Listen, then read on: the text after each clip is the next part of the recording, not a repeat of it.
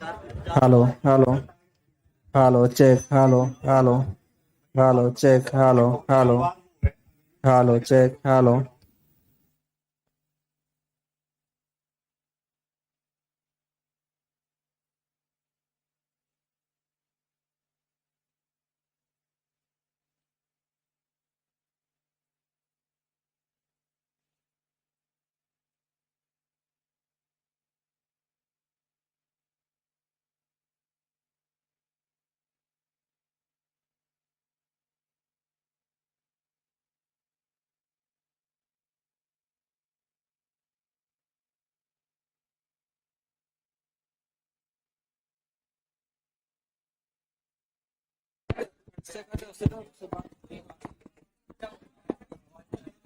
Hello hello hello hello check.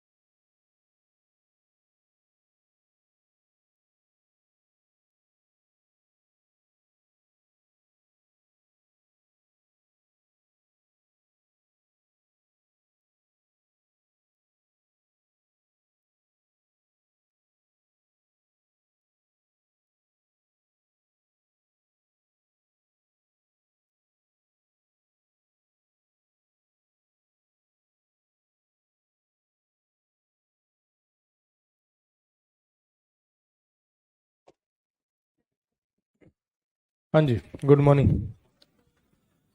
तो last class में हम लोग पढ़ रहे थे सहकारी बैंक, है ना। मैंने आपको ये बता दिया था कि वाणिज्यिक बैंक और सहकारी बैंक में अंतर होता है। और जो सहकारी बैंक हैं वो राज्य सहकारी समिति अधिनियम के तहत राज्य द्वारा पंजीकृत किए जाते हैं। क्योंकि वो बैंकिंग काम में करते हैं इसलिए उन पर आरबीआई का भी नियमन लागू होता है, याद है। और इसीलिए हमने एक शब्द निष्कर्ष कर लिया था, वो था दोहरा नियमन। सहकारी बैंकों पर दोहरा नियमन। उस दोहरे नियमन को सुधारने के लिए संसद ने संशोधन किया बैंकिंग रेगुलेशन एक्ट 1949 में, और आरबीआई को पहले की तुलना में ज्यादा पावर दी। 4 प्रकार के सुधार किए, उसमें प्रबंधन संबंधी सुधार। अब सहकारी बैंकों के प्रबंधन पर लगभग लगभग पूरा नियंत्रण आरबीआई का, लगभग। यद्यपि ये नहीं कह सकते कि राज्य की भूमिका खत्म हो गई, लेकिन मैक्सिमम रूल अब आरबीआई का है। आरबीआई शर्तें निर्धारित करेगा, योग्यता निर्धारित करेगा, और चेयरमैन को हटा भी सकता है, नियुक्त भी कर सकता है, याद है। दूसरा सुधार उसी में था, ऑडिट और वाइंड अप संबंधी सुधार। अब आरबीआई ऑडिट कर सकता है, ऑडिट जो करेगा उस सीए की नियुक्ति करवा सकता है। अगर सही सीए नियुक्त नहीं हुआ तो आरबीआई उसको हटवा भी सकता है। यानी ऑडिट में भी पारदर्शिता होगी, आरबीआई की भूमिका है वहां भी। फिर वाइंड अप यानी उसकी समाप्ति। सहकारी बैंकों का वाइंड अप कैसे किया जाएगा उसका निर्धारण भी आरबीआई करेगा। तीसरा था सिक्योरिटी संबंधी सुधार, शेयर सिक्योरिटी, याद है। मैंने आपको बोल दिया था कि सिक्योरिटी 2 प्रकार की होती है, डेट सिक्योरिटी और शेयर सिक्योरिटी। और उसमें से शेयर सिक्योरिटी जारी करने का अधिकार अब मिल गया, किसे? शेयर सिक्योरिटी जारी करने का अधिकार सहकारी बैंकों को। और ऐसा करने से सहकारी बैंकों की पूंजी की समस्या पहले की तुलना में बहुत कम हो जाएगी। तो पूंजी वाली समस्या को हल किया गया। एक चौथा सुधार और है, उसको समझेंगे। तीसरा शायद लिखा नहीं था आपने, तीसरा लिख लेते हैं पहले। शेयर सिक्योरिटी संबंधी सुधार लिखें। पहला पॉइंट, सहकारी बैंकों को शेयर सिक्योरिटी जारी करने की अनुमति नहीं थी।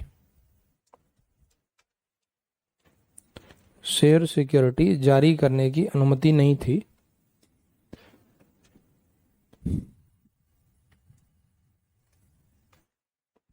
जिसके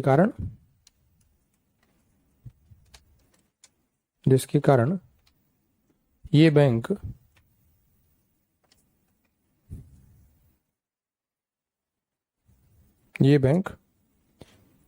पूंजी की समस्या से पीड़ित थे।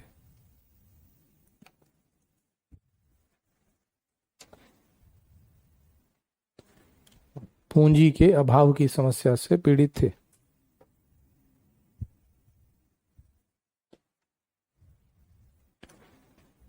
इस अधिनियम में संशोधन के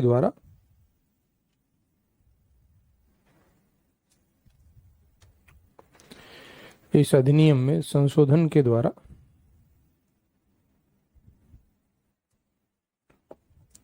सहकारी बैंकों को इक्विटी शेयर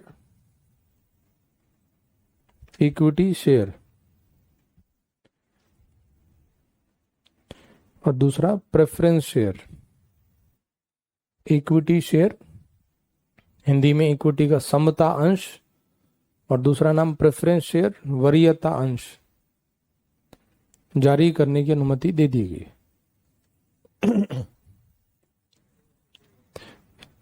सहकारी बैंकों को इक्विटी शेयर तथा प्रेफरेंस शेयर जारी करने की अनुमति दे दी गई।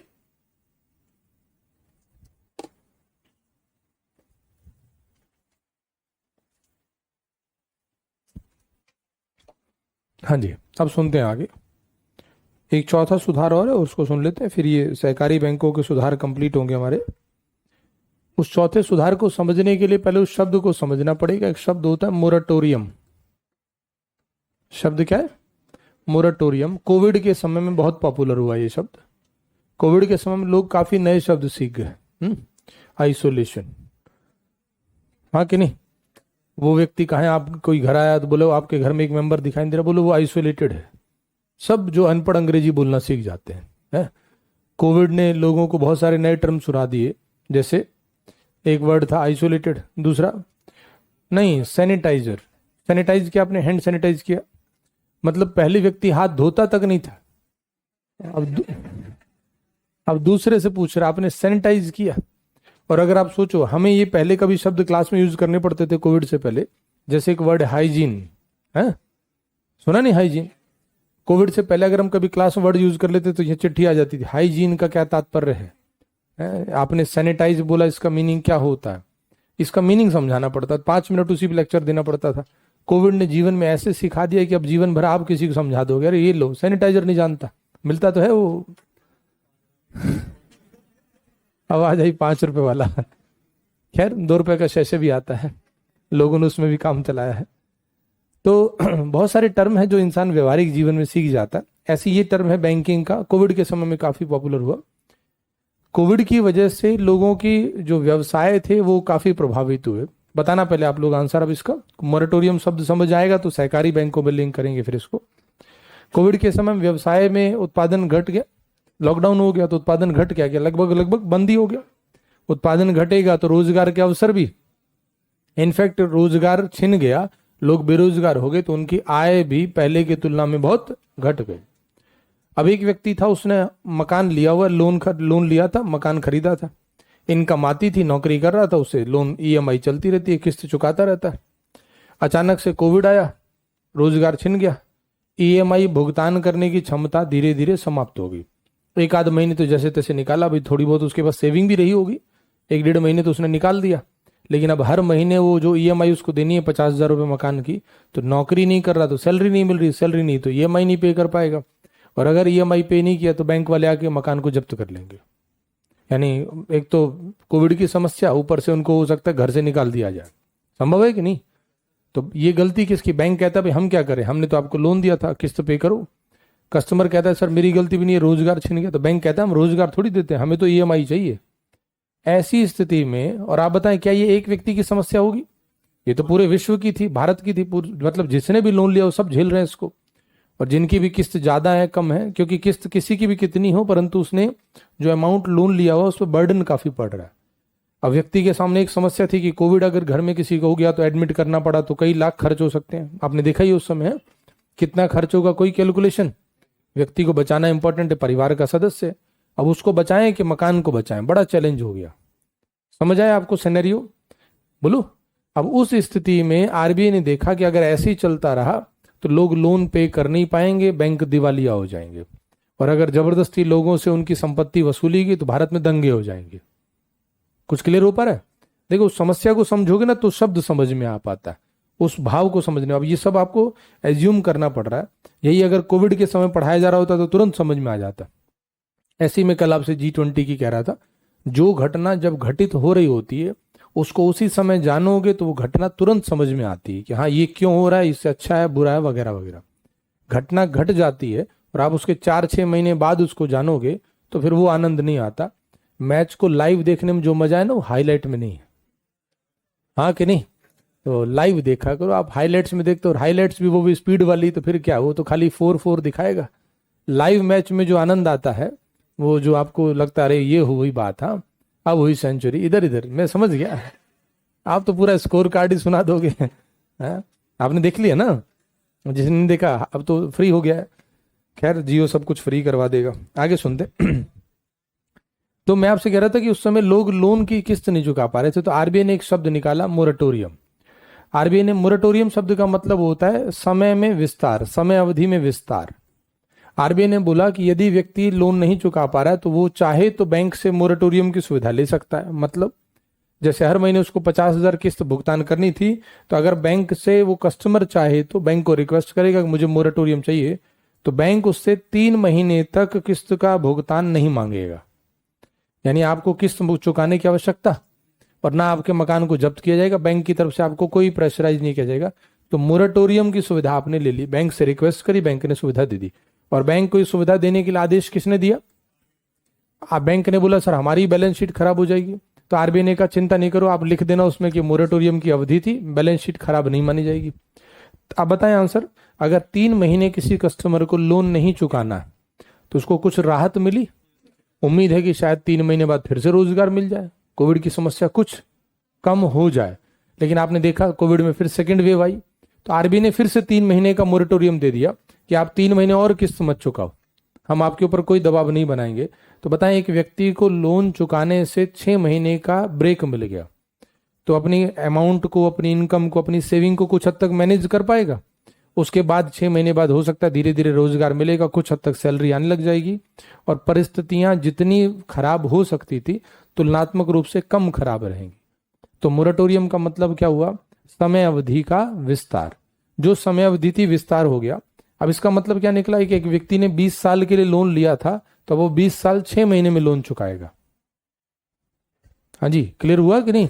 अब वो कितने महीने, क्योंकि उसकी अवधि बढ़ गई है। क्यों अवधि बढ़ी? क्योंकि 6 महीने बीच में उसने किस्त पे नहीं किया, मोरेटोरियम की सुविधा ले ली है।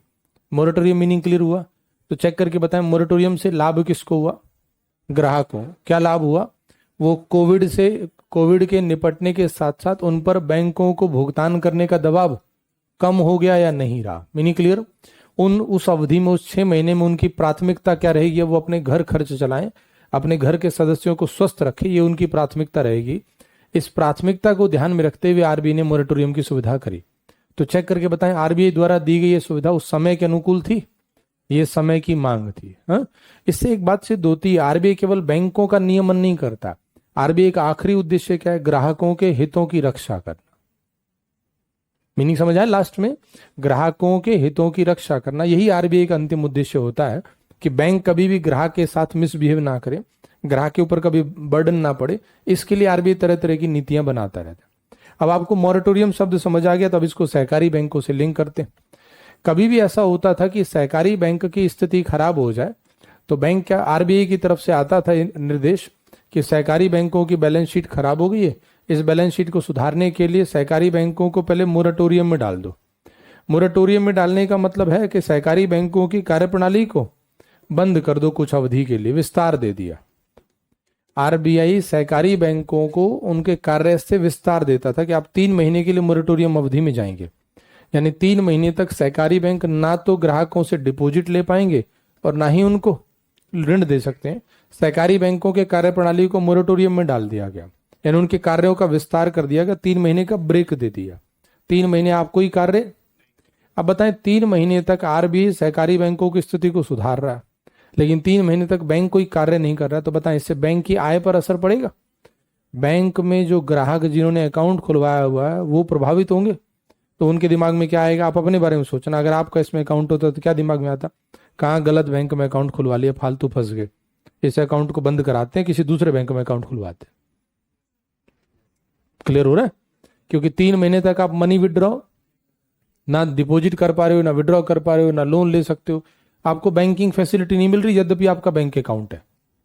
यानी बैंक अकाउंट है फिर भी बैंकिंग सुविधाएं नहीं ले पाए, तो फिर किस बात का अकाउंट? तो दिमाग में ये आएगा, इस अकाउंट को बंद कर देते हैं या इसको छोड़ते हैं, कहीं और अकाउंट खुलवाते हैं। इसीलिए अगर ऐसा चलेगा तो बताएं, नागरिकों का इस बैंक पर भरोसा, और बैंक पर भरोसा कम होगा तो बैंक की बैलेंस शीट और खराब हो जाएगी। मीनिंग क्लियर हो रहा है? इसका उपाय निकाला गया। उपाय क्या? आरबीआई ने बोला कि हम मोरेटोरियम में डाले बिना, बैंकों को मोरेटोरियम में डाले बिना उनकी कार्य स्थिति को सुधारेंगे। अर्थात इनकी जो ये कार्य अवधि का विस्तार दिया जा रहा है, बीच में जो ब्रेक दिया जा रहा है, ये ब्रेक नहीं देंगे, और बैंक काम भी करता रहेगा और हम इसकी स्थिति को सुधारने के उपाय भी करते रहेंगे। अर्थात इसकी बैंकिंग व्यवस्था को प्रभावित नहीं करेंगे, इसकी बैंकिंग प्रणाली को कोई प्रभाव नहीं डालेंगे, और बैंक की कार्यस्थिति को सुधारने के लिए जो कुछ आरबीआई ने उपाय करने वो उपाय चलते रहेंगे। तो इससे क्या फायदा मिला? अब ग्राहकों को मनी विड्रॉ से रोका जाएगा, यद्यपि बैंक आरबीआई को जो कुछ उपाय करने सहकारी बैंक के लिए वो उपाय भी करेगा। मीनिंग क्लियर हो रहा है? तो इससे आप कह सकते हैं सहकारी बैंकों के प्रति नागरिकों का भरोसा बढ़ जाएगा, उसमें बैंकिंग गतिविधियां सुचारू रूप से चलती रहेंगी। तो चौथा सुधार जो था वो मोरेटोरियम संबंधी सुधार है। नोट कर लेते हैं इसको, मोरेटोरियम संबंधी सुधार।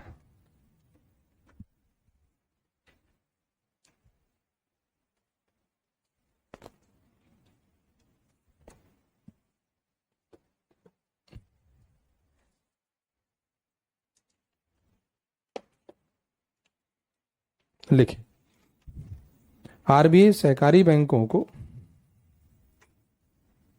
आरबीआई सहकारी बैंकों को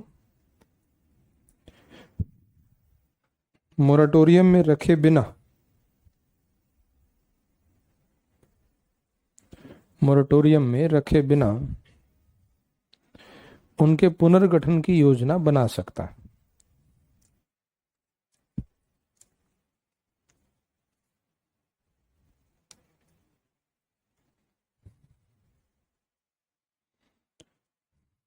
उनके पुनर्गठन की योजना बना सकता है क्योंकि मोरेटोरियम में बैंकिंग गतिविधियां बाधित हो जाती हैं। मोरेटोरियम में बैंकिंग गतिविधियां बाधित हो जाती हैं।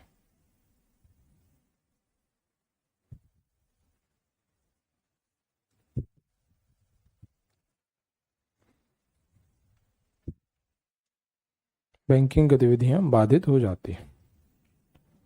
अब साइड में लिख लेना मोरेटोरियम का मतलब क्या था। मोरेटोरियम का मतलब लिख लो साइड में, समय अवधि का विस्तार या कार्यप्रणाली का ब्रेक।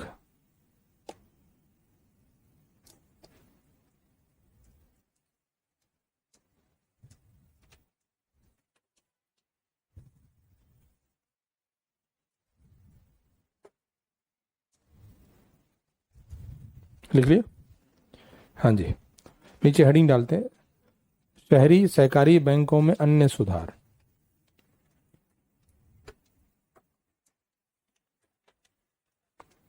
शहरी सहकारी बैंकों में अन्य सुधार।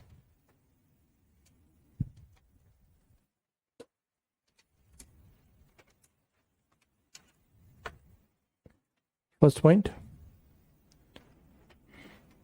इन बैंकों को स्वेच्छा से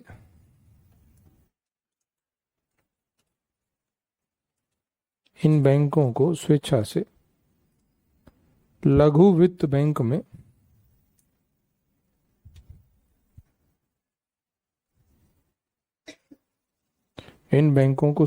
लघु वित्त बैंक में परिवर्तित होने की अनुमति दी गई है।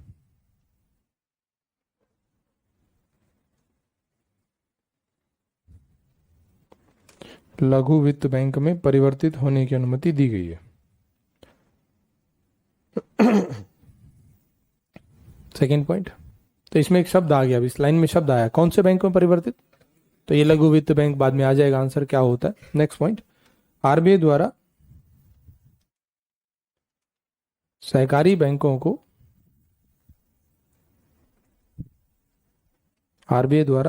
बैंकों को कार्यप्रणाली के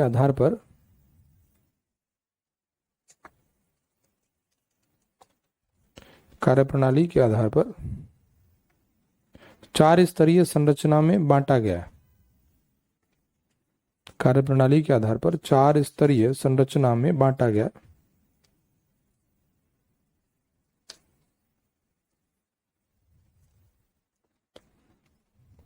तो 4 स्तरीय संरचना क्या है देखें, लिखना टीयर 1, पहला पॉइंट टीयर 1 के सामने लिखना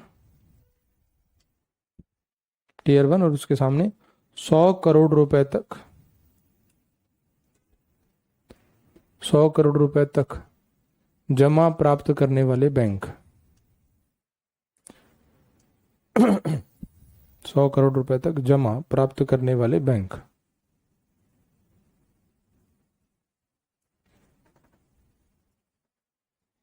सेकंड टीयर 2,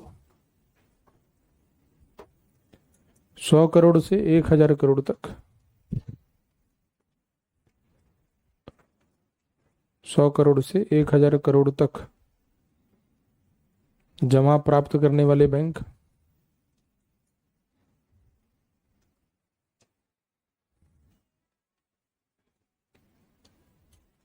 टीयर 3, 1000 करोड़ से 10,000 करोड़ तक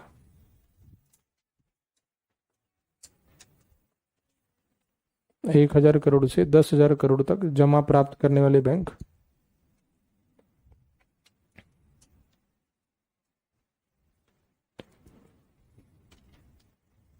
और चौथा टीयर 4, 10,000 करोड़ से अधिक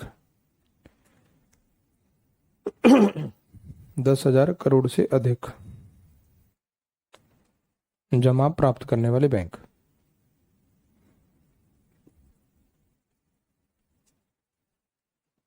हाँ जी, क्या मतलब निकला इसका? 100 करोड़ जिसमें जमा है उसमें रिस्क। चेक करो, लिख लिया हो पूरा तो फिर आंसर बताओ। 4 कैटेगरी में डिवाइड कर दिया आरबीआई ने। किसको डिवाइड किया? शहरी सहकारी बैंकों। तो इससे क्या होगा? जिसमें 100 करोड़ तक जमा है मतलब रिस्क कम है, जिसमें 10,000 करोड़ से ज्यादा जमा उसमें रिस्क। और कल ही मैंने आपको बताया था कि जितना रिस्क ज्यादा होता है उतना आरबीआई का रोल उस बैंक पर बढ़ जाता है, उतने नियम उसके लिए कठोर होते जाएंगे। इसीलिए आरबीआई ने इनको कैटेगरी वाइज 4 कैटेगरी में डिवाइड कर दिया। इससे क्या होगा? आरबीआई इनके लिए रूल्स रेगुलेशन इनकी रिस्क के अकॉर्डिंग बना पाएगा। उस रिस्क को मिनिमाइज करने के लिए आरबीआई द्वारा नियम बनाए जाएंगे। तो ये एक प्रकार का आरबीआई का सुधार है। अब हम लोग जो डिस्कस कर रहे थे, 2 दिन से डिस्कस जो कर रहे हैं हम, एक नाम था आरआरबी, एक और नाम अभी हमने पढ़ लिया पूरा, सहकारी बैंक। आरआरबी और सहकारी बैंक आपने दोनों में देखा कि दोनों का पर्पज है कृषि और ग्रामीण क्षेत्र का विकास करना। और कृषि और ग्रामीण क्षेत्र के विकास के लिए इनको फंडिंग कौन देगा? नाबार्ड। कौन? तो हमने अभी नाबार्ड नहीं लिखा था, अब उसको नाबार्ड को लिख लेंगे। लेकिन एक लाइन बताओ, चेक करके पहले लिख लेना, फिर आसान है, सीधा उसकी फुल फॉर्म में आंसर छुपा हुआ है। तो सहकारी बैंकों को रेगुलेट कौन करता है? आरआरबी को रेगुलेट कौन करता है? नाबार्ड नहीं, नाबार्ड। हाँ, नाबार्ड केवल फंडिंग करता है, बस यही मुझे क्लियर करना है आपको, इसीलिए पूछा है। क्लास में पूछने के बाद किसी को डाउट रह जाता है ना तो और क्लियर हो जाता है। अगर मैं ना पूछूं तो आप अपनी मर्जी से सोच लो कि नाबार्ड पैसा देता है, नाबार्ड रेगुलेट करता होगा। नाबार्ड एक सुपरवाइजर जरूर है यहाँ पर, नाबार्ड फंडिंग कर रहा है। तो आप कह सकते हैं नाबार्ड इन वित्तीय संस्थाओं को, पहले चेक करो ये बैंक है, बैंक एक वित्तीय संस्था जो ग्राहकों को वित्त प्रदान करती है। इन बैंकों को वित्त प्रदान कर रहा है कौन? तो नाबार्ड भी एक वित्तीय संस्था है जो वित्तीय संस्थाओं को वित्त प्रदान कर रहा है, यानी फाइनेंशियल इंस्टीट्यूशंस को फाइनेंस करने वाली संस्था नाबार्ड। मीनिंग क्लियर हुआ? नाबार्ड रेगुलेटर नहीं है, सुपरवाइजर है, उसको सुपरवाइजर करने का अधिकार दिया आरबीआई ने। मीनिंग क्लियर हुआ? और वो भी केवल और केवल किस मुद्दे पर? कृषि और ग्रामीण विकास से संबंधित मुद्दों पर। अन्य मुद्दों पर उसका कोई इंटरफेयर। इसीलिए हम कहेंगे बैंकों का रेगुलेटर तो एक ही है, आरबीआई। यहाँ सहकारी बैंकों के केस में यद्यपि कुछ भूमिका अभी भी राज्य सरकार की बच गई है। पूछ लेते हैं आपसे क्लियर ताकि कोई डाउट ना रह जाए। क्या सहकारी बैंकों में दोहरा नियमन पूरा समाप्त हो गया? अभी भी पूरी तरह से समाप्त हो? अभी भी कुछ हिस्सा है, लेकिन पहले की तुलना में राज्य की भूमिका बहुत हद तक कम हो गई है, जिससे पारदर्शिता में वृद्धि होगी। केवाईसी का पालन किया जाएगा। केवाईसी आप सब लोग जानते ही होंगे, नो योर कस्टमर। तो केवाईसी से संबंधित जो भी आरबीआई नियम बनाता है उनका पालन किया जाएगा। तो नाबार्ड के बारे में हम लोग नोट कर लेते हैं, हेडिंग डाल लेते हैं, नाबार्ड राष्ट्रीय कृषि एवं ग्रामीण विकास बैंक। राष्ट्रीय कृषि एवं ग्रामीण विकास bank, national bank for agriculture and rural development. राष्ट्रीय कृषि एवं ग्रामीण विकास बैंक। देखिए, नाबार्ड की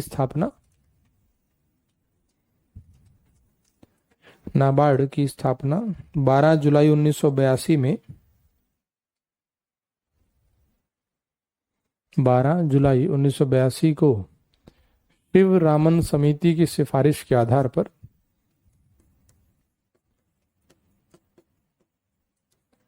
शिव रामन समिति की सिफारिश के आधार पर की गई थी। इसका उद्देश्य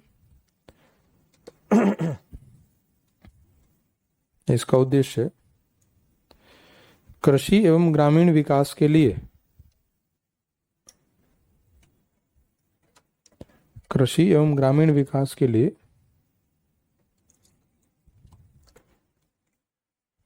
विभिन्न वित्तीय संस्थाओं के माध्यम से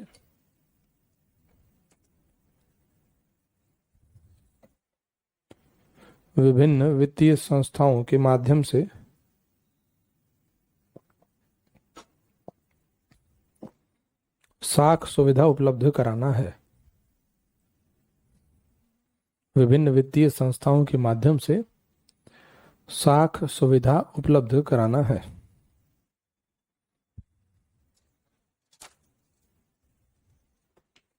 यह भारत सरकार एवं आरबीआई की सहायता से भारत सरकार एवं आरबीआई की सहायता से कृषि एवं ग्रामीण विकास के लिए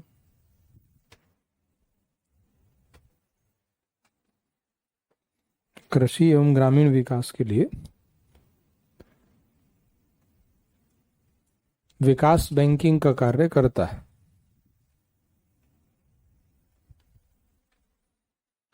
कृषि एवं ग्रामीण विकास के लिए विकास बैंकिंग का कार्य करता है।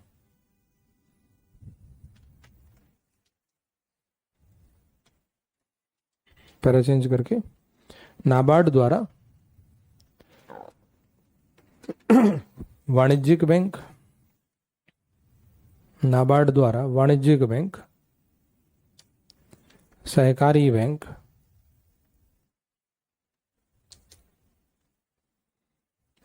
क्षेत्रीय ग्रामीण बैंक,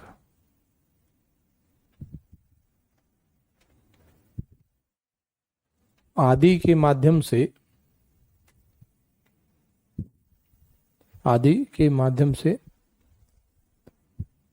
कृषि एवं ग्रामीण क्षेत्र को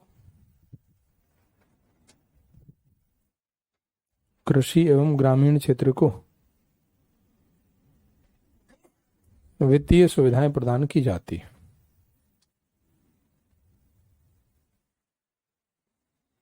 वित्तीय सुविधाएं प्रदान की जाती है।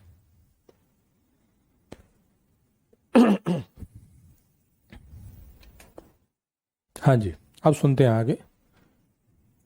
हम लोग बैंकों के टाइप पढ़ रहे थे, बेसिकली टॉपिक वहां से चल रहा है ना। बैंकों के टाइप में 2 थे, अनुसूचित, गैर अनुसूचित, फिर वाणिज्यिक, सहकारी, तो उसी में हमने सहकारी बैंक पढ़ा। अब बैंकों के टाइप में कुछ नाम बाद में क्रिएट हुए हैं। ये जो अभी आपने टाइप पढ़े हैं ये ट्रेडिशनल है। सहकारी बैंक बहुत पुराना कॉन्सेप्ट है। आरआरबी भी अधिनियम 1976 का है ना। राष्ट्रीयकरण तो 1949 आरबीआई का हुआ, फिर 1969 में हुआ, 1980 में हुआ, याद आ रहा है ना सब। अब तो ये सब पुराना था। अब कुछ बैंक हैं जो अभी पिछले 1 दशक में शुरू हो रहे हैं, धीरे धीरे उनकी संख्या बढ़ रही है। उनके नाम देखते हैं। जैसे एक नाम होता है पेमेंट बैंक। क्या नाम है? Payment bank. तो भुगतान बैंक या पेमेंट बैंक क्या होता है इसको समझते हैं। अब आप लोग जो पहले से जानते हो वो बताओ, बैंक क्या काम करता है? जमा स्वीकार करेगा और ऋण देगा। तो पेमेंट बैंक की खास बात है कि पेमेंट बैंक ग्राहकों को ऋण नहीं देता है। पेमेंट बैंक ग्राहकों को ऋण केवल और केवल जमा स्वीकार करता है। विशेषताएं अब इसकी समझते जाना। ये क्यों नहीं करता और ऐसा क्यों बनाया गया उसका लॉजिक मैं दूंगा आपको। आपके दिमाग में एक सवाल हमेशा चलेगा, मैं बीच बीच में जवाब दे भी रहा हूं उसका, कल परसों भी बोला था। सवाल बनता है कि जब वाणिज्यिक बैंक है तो फिर आरआरबी की जरूरत क्यों? आरआरबी है तो फिर सहकारी बैंक क्यों चाहिए? और सहकारी बैंक, आरआरबी, वाणिज्यिक बैंक है, अभी फिर नया टाइप का बैंक आ गया, इसकी जरूरत क्या है? एक ही बैंक ब्रांच नाम रखो, एक ही बैंक, उसी की ब्रांच खोलते जाओ। क्वेश्चन समझ आ रहा है ना आपको? उसी क्वेश्चन का जवाब मैं बीच बीच में दे रहा हूं, ध्यान से सुनते रहना आप लोग। तो पेमेंट बैंक जमा स्वीकार करता, ऋण नहीं देता। अच्छा आप लोग बताएं, आप सबको डेबिट कार्ड और क्रेडिट कार्ड का मीनिंग तो एटलीस्ट पता होना चाहिए, पता होगा। आपके पास जो है वो डेबिट कार्ड है, लिखा भी होता है एटीएम कार्ड पर डेबिट कार्ड लिखा होता है, क्योंकि आप उससे डेबिट करते हो मनी को, सामान्यतः उससे पैसे। यद्यपि पिछले 3-4 वर्षों में आरबीआई ने सिस्टम को इंप्रूव किया है। आज के समय में हम डेबिट कार्ड से पैसा जमा भी कर सकते हैं। देखा होगा आपने, कुछ एटीएम पे ऐसी सुविधाएं होती हैं, देखा है। यद्यपि उसका ओरिजिनल काम क्या था? डेबिट करना। आप जब उसका यूज करते थे आपके अकाउंट से मैसेज आ जाता था, your account has been debited. इसीलिए उसका नाम डेबिट कार्ड था।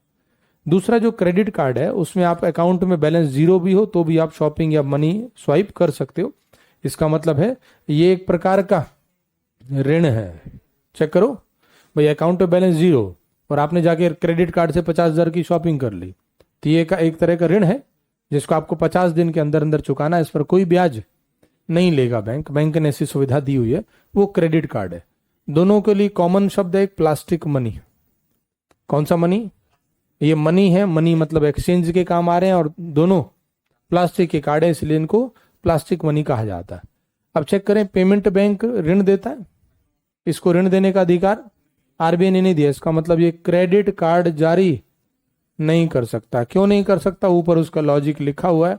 जब ऋण ही नहीं दे सकता तो फिर, क्योंकि क्रेडिट कार्ड एक प्रकार का ऋण है, तो इसको क्रेडिट कार्ड जारी करने का अधिकार। तो सवाल बनता है फिर ये जमा स्वीकार जो कर रहा है वो कौन सी जमा है? जमा दो प्रकार की होती है, बोलो भैया आप। डिमांड डिपॉजिट, एक नाम डिमांड डिपॉजिट, दूसरा टाइम डिपॉजिट। जो कुछ मैं पहले पढ़ाता जा रहा हूं मैं आगे यूज करूंगा, ये ध्यान रखना। और आप लोग अगर बोलते जाओ तो आपको रिवीजन होता जाता है। क्लियर हुआ? हाँ जी। तो जमा दो है, ये पेमेंट बैंक केवल और केवल इसमें से डिमांड डिपॉजिट स्वीकार करेगा, ये टाइम डिपॉजिट स्वीकार। इसका मतलब क्या है? इसमें एफडी, लेकिन इसमें सेविंग अकाउंट खुल सकता है। सेविंग अकाउंट डिमांड डिपॉजिट है नहीं, और एफडी टाइम डिपॉजिट। तो पेमेंट बैंक केवल डिमांड डिपॉजिट स्वीकार कर रहा है और ये ऋण देता नहीं है। अब एक लाइन और बताओ आंसर, कि मैं और आप अगर हम में से कोई भी व्यक्ति इसके पास सेविंग अकाउंट खुलवा ले तो हम क्या चाहेंगे? ये ब्याज अदा करे। बोल नहीं पा रहे कुछ लोग। ब्याज नहीं चाहिए आपको? अगर नहीं चाहिए बताना, फिर मेरे पास और ऑप्शन है। नहीं, हर व्यक्ति चाहेगा ना, बैंक में पैसा जमा कराऊंगा तो मुझे ब्याज मिलना चाहिए।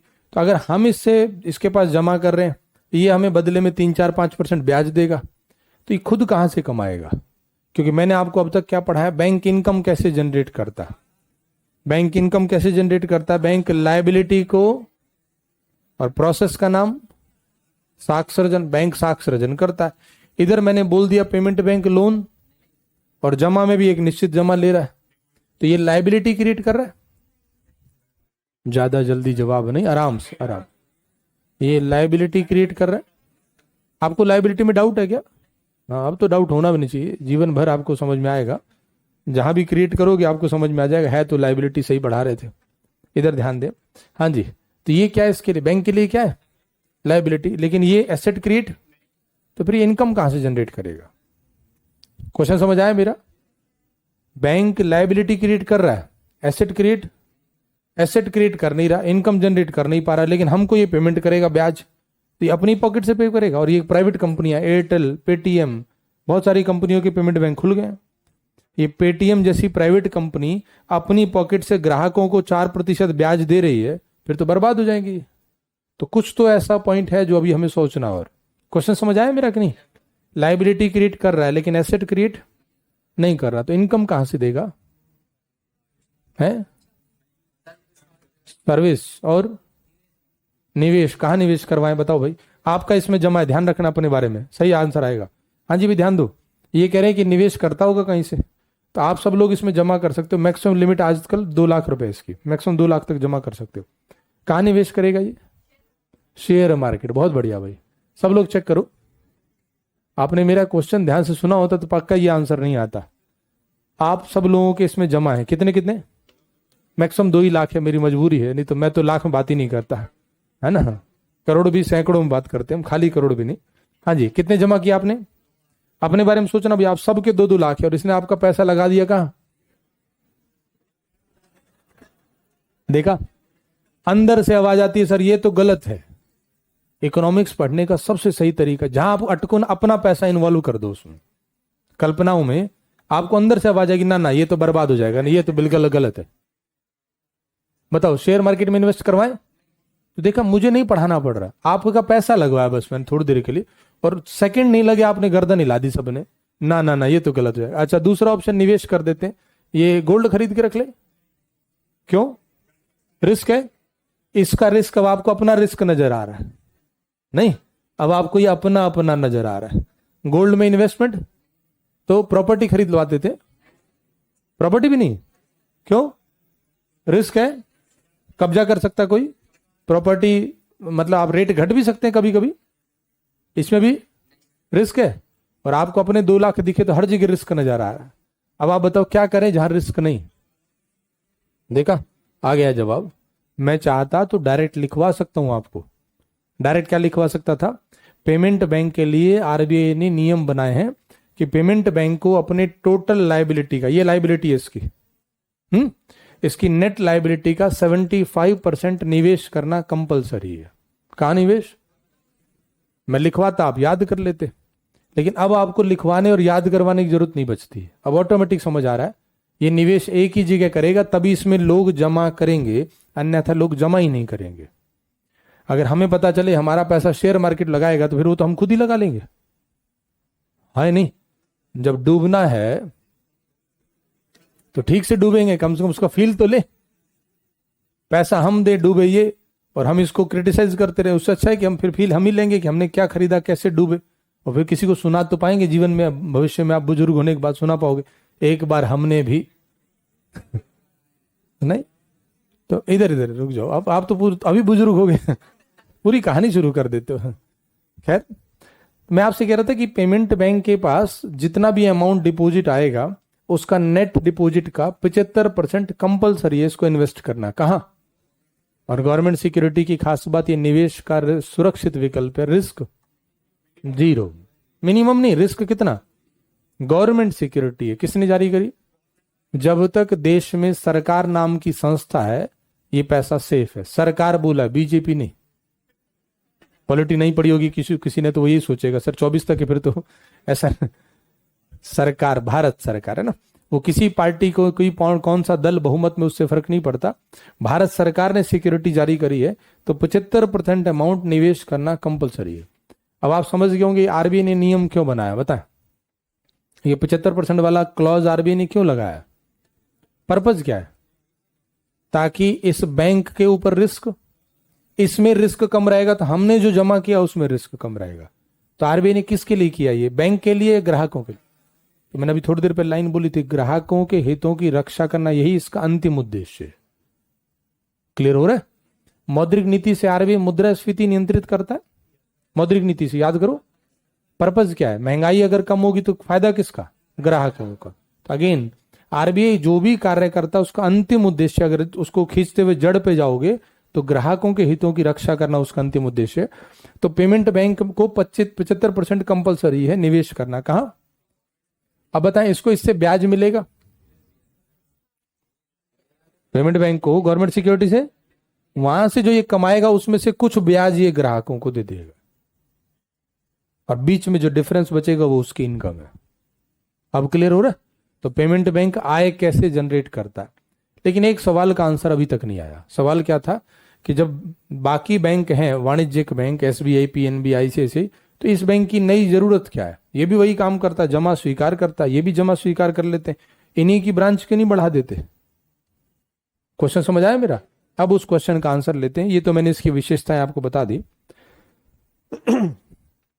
एक व्यक्ति तमिलनाडु में जॉब करता था, वहां मजदूरी कर रहा है, बेसिकली किसी दूसरे राज्य से माइग्रेट होके आया। मैं मान लेता हूँ ये छत्तीसगढ़ से आया है, और छत्तीसगढ़ से कहाँ नौकरी कर रहा है?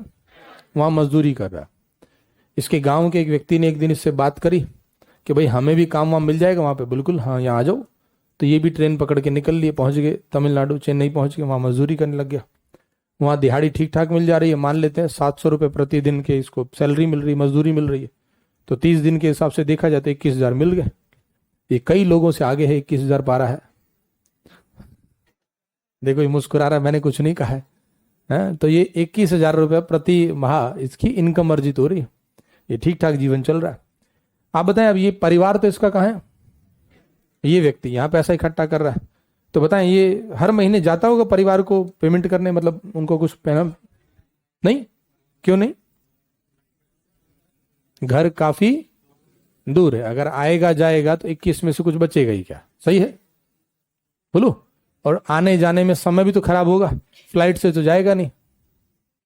दिहाड़ी मजदूर है भाई, उसको पैसा बचाना है। ऐसा नहीं कि जा नहीं सकता, 21,000 कमा रहा है, जा तो सकता है, लेकिन वो चाहेगा कि जितना हो सके बचत हो जाए। तो ये हर महीने घर, तो कितने टाइम में जाता होगा? 6 महीने या साल भर? नहीं रहने दो। एक क्लास में ये अभी कह रहा दिवाली होगी तो जाएगा। एक क्लास में मैंने बोला ये घर कब जाएगा, तो आवाज आई कह रहा सर करवा चौथ पे। जरूरी थोड़ी है उसका समय आ गया हो, है? वो यही मना लेता हो। इधर ध्यान दे, आगे सुनते हैं। तो 30 दिन का इसने पैसा इकट्ठा किया, ऐसे ही चलता रहेगा 6-8 महीने। आप कह सकते हैं साल भर में एक दिन ये घर जा रहा है। अभी साल भर में एक बार में घर जाएगा तो बताएं इसका परिवार उस पूरे वर्ष तक खर्च कहां से चलाएगा? परिवार की इनकम का तो यही सोर्स था कि यहां नौकरी कर रहा है, पैसा भेज नहीं पा रहा है, तो ये परिवार कैसे खर्च चलाएगा? तो इसने परिवार ने इसको बोला भी आप अकाउंट का कुछ उपाय करो। तो ये एक दिन अपनी दिहाड़ी छोड़ करके 700 रुपये छोड़ के चेन्नई में SBI बैंक में गया। वहां जाके बोला इसने मुझे अकाउंट खुलवाना।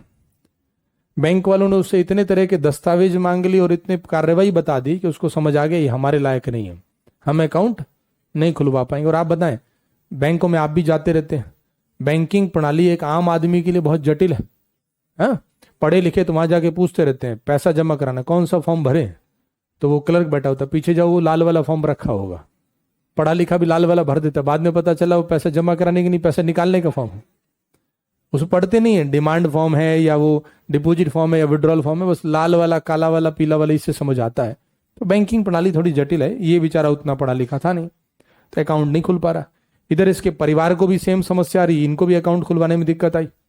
तो बताएं अगर बैंक अकाउंट नहीं खुलेगा तो मनी ट्रांसफर, तभी तो एक ही विकल्प बच रहा है। अब विकल्प क्या, या तो ये हर महीने घर जाए और या फिर इसका परिवार इंतजार करे कि जब तक वो घर नहीं आता तब तक परिवार असंगठित वित्तीय बाजार से ऋण ले ले।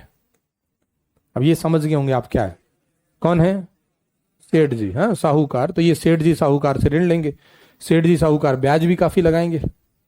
बोलो, खैर जो उपाय है नहीं तो क्या करें, वो ऋण ले रहे हैं उधर। इधर ये व्यक्ति 700 रुपए के हिसाब से लगभग 21,000 रुपए हर मंथ इकट्ठा कर रहा है। 12 महीने में लगभग 2.5 लाख रुपए के आसपास इकट्ठे हो गए। लेकिन बताएं क्या पूरे 2.5 लाख ही रखेगा बचा के संभाल के, उसमें से कुछ पैसा खर्च भी कर देगा। और ये सोचता है डेली 700 कमाई रहे, घर जब जाएंगे तब जाएंगे। सुबह 700 इकट्ठे होते हैं, शाम तक आते आते 300 रह जाते हैं, बाकी 400 गया कहाँ, पानी। बहुत बढ़िया, कहाँ जा रहा है, पानी से। हमारा मतलब रंगीन पानी से है। स्कूल तक पढ़े तो वहां सिखाया गया पानी कलरलेस होता है, पानी में कोई कलर। कॉलेज में आने के बाद पता चला सबसे ज्यादा कलर इसी में होते हैं। डिपेंड्स है कि आप कलर देख पाते हैं कि नहीं। ये कौन सा पानी, तो आंसर देखें, ये सारा पैसा कहाँ वेस्ट हो रहा है और इसी से किंगफिशर की इनकम चल रही नहीं। अब ये पैसा अगर इसी तरह से पानी में बहाता रहा, जब इसका घर जाने का समय आएगा तब इसके पास 2.5 लाख में से मुश्किल से 50,000 बचे होते हैं, हाँ या नहीं। तो ये पैसा जो वेस्ट हो रहा है इसका कुछ उपाय निकलना चाहिए। मैं एक लाइन बोल रहा हूं, संसाधन स्थिर है। इधर देखो, चाय पे फोकस मत करो, ये भी रंगीन है ना। हाँ जी बताएं, संसाधन स्थिर है। ये संसाधन अगर यहां से यहां तक बैंक अकाउंट पे पहुंच जाते तो संसाधन, और संसाधन गतिशील होंगे तो इकोनॉमी को निश्चित रूप से लाभ होगा। कितने सारे लाभ हो जाते अगर इन दोनों का, परिवार का और इस व्यक्ति का बैंक अकाउंट होता, ये पैसा हर महीने भेज पाता। बोलो, ये मनी वेस्ट होने से बच जाता। संसाधन गतिशील होंगे तो अर्थव्यवस्था में उत्पादन कार्य, इधर परिवार को असंगठित वित्तीय बाजार पर डिपेंड, बहुत सारे लाभ हो जाते। मात्र 2 बैंक अकाउंट खुल जाए, एक इसका और एक परिवार का, लेकिन अकाउंट खुल नहीं पा रहे। अकाउंट खुलने की प्रक्रिया बहुत जटिल है। बैंक है लेकिन अकाउंट नहीं खुल पा रहा।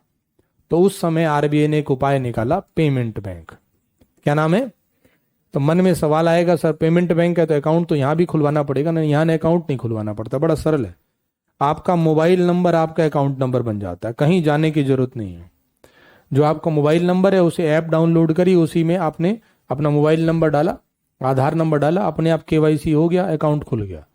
और आप उस अकाउंट से अपने मोबाइल से दूसरे किसी मोबाइल पर अमाउंट ट्रांसफर कर सकते हो। आप सब लोग पेटीएम यूज करते ही हो, बोलो। पेटीएम में एक तो पेटीएम का वॉलेट यूज करते हो आप लोग, एक उसी में पेमेंट बैंक का ऑप्शन आता है, देखना कभी ऐप को आराम से। तो ये पेमेंट बैंक ऐप से, यानी उस पेमेंट बैंक से घर बैठे बैठे यहां से मनी को इस अकाउंट से, यहाँ परिवार का भी बैंक अकाउंट खुल गया, पेटीएम या कोई भी कंपनी का, और account to account money transfer हो रहा है। ना बैंक में गए, ना कोई कागज पत्र की समस्या, ना आधार कार्ड लाओ, फोटो लाओ, ये 2 साइन करो, यहाँ साइन करो, ये फॉर्म भरो, कुछ नहीं। एक मोबाइल है, बस उसी मोबाइल में ऐप में सब कुछ हो गया।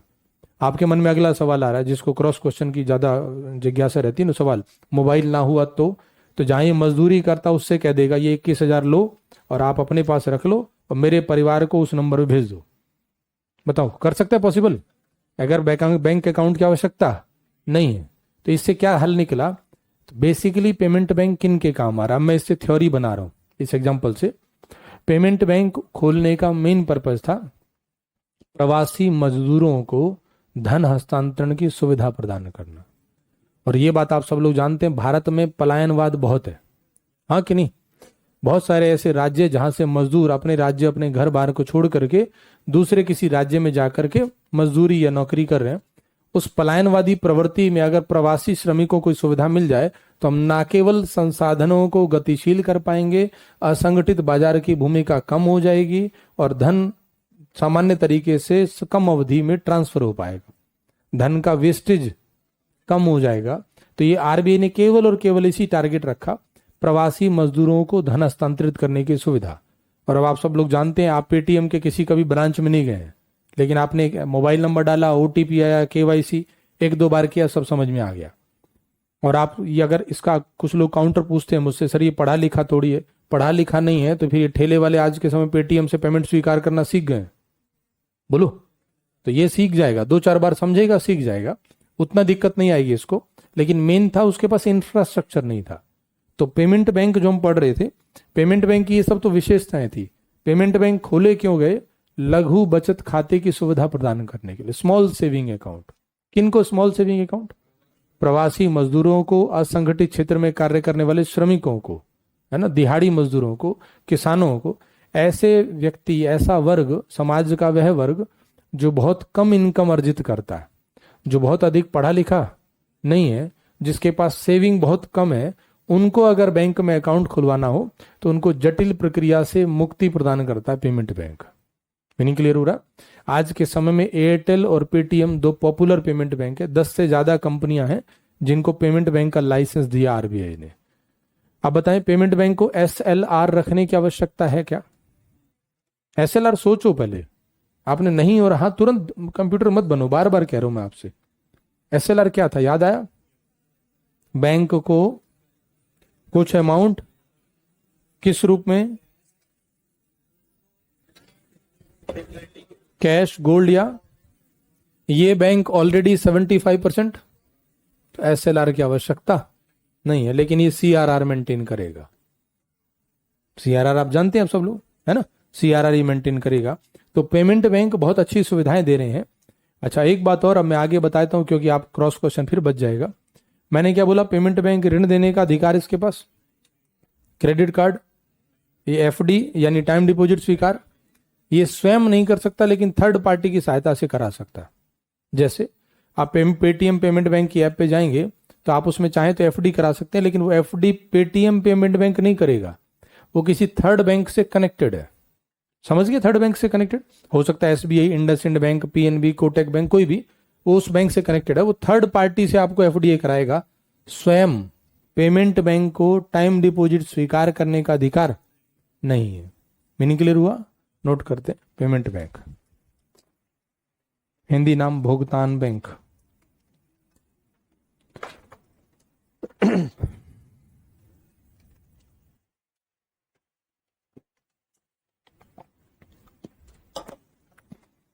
भुगतान बैंक। हाँ जी, लिखने से पहले एक चिट्ठी सुन लेते हैं।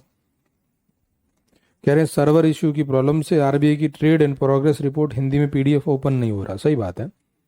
आप में से कुछ लोगों ने रिपोर्ट डाउनलोड करी, इंग्लिश में तो इजीली डाउनलोड हो जाती है, हिंदी में मोबाइल में डाउनलोड नहीं होती है। अगर आपने लैपटॉप पे करी होती तो हो जाती। कोई बात नहीं, उपाय है, हर बैच में होता है ये मेरे पास, ये कोई नई बात नहीं हमारे लिए। आपका एक टेलीग्राम का ग्रुप है, और एक आप सब लोगों को व्हाट्सएप पे ब्रॉडकास्ट मैसेज भी आता है। कभी क्लास का टाइम वाइम कुछ चेंज होता आता है मैसेज। जो व्हाट्सएप वाला नंबर है उसी नंबर पे आपको व्हाट्सएप पे पीडीएफ हिंदी में उपलब्ध करा दी जाएगी। क्लियर है? उसमें से डाउनलोड हो जाएगी, फिर कोई दिक्कत नहीं आएगी। और कुछ लोगों ने लैपटॉप से अगर डाउनलोड कर ली हो तो बहुत अच्छा। दूसरा एक और क्वेश्चन है, प्रिंटेड नोट्स, एनसीईआरटी और रिपोर्ट। रिपोर्ट कौन सी? आरबीआई में क्या प्रिंटेड नोट्स को छोड़ सकते हैं? ये पूछ रहे हैं मेरे से, सलाह मांग रहे हैं। कितनी लाइन बोली इन्होंने? प्रिंटेड नोट्स, एनसीईआरटी और आरबीआई की रिपोर्ट। पूछ रहे प्रिंटेड नोट छोड़ सकते हैं, क्योंकि तीनों सोर्स पढ़ना अभी कठिन है। अभी कठिन है, शब्द लग गया बीच में, मतलब बाद में आप, अगर आप बाद में पढ़ पाए ना तो मैं आपको इनाम अलग से दूं। अभी कठिन लग रहा है इनको, तो बाद में तो भूल ही जाओ फिर आप। अच्छा, दूसरा बताओ, प्रिंटेड नोट्स अभी पढ़ना कठिन क्यों है? एनसीईआरटी तो मैंने अभी आपसे कहा ही नहीं पढ़ने को, अभी तो दी नहीं। आप एनसीईआरटी मिल गई इकोनॉमी की? इकोनॉमी में मिल गई? कब मिली? आज? अच्छा, 1-2 दिन पहले। अभी आप एनसीईआरटी रुक जाओ, मुझे पता नहीं था मिल गई, नहीं मैं दिलवाता ही नहीं। मुझे पता होता ना अभी मिल रही है तो मैं रुकवा देता, कोई बात नहीं, मिल गई तो मिल ली तो थी, चिंता नहीं करो। अभी एनसीईआरटी 2-4 दिन और मत पढ़ो, पहले आप आरबीआई की रिपोर्ट को थोड़ा पढ़ो। एक्चुअली क्या है ना, एनसीईआरटी 9th और 10th क्लास के स्टूडेंट के दिमाग के हिसाब से बनाई गई है। हमने तो छापी नहीं है, सरकार की एनसीईआरटी जो हमारा डिपार्टमेंट है वही छाप रहा है। अब वो एनसीईआरटी 9th क्लास के बच्चे को इकोनॉमी समझाने के लिए शब्द यूज करेगा, और आप अभी उस क्लास में ना होकर के आप ऊपर लेवल की पढ़ाई कर रहे हो। जो टॉपिक हम बैंकिंग पढ़ रहे हैं वो ना 9th में ना 10th में, वो 12th क्लास की एनसीईआरटी में है।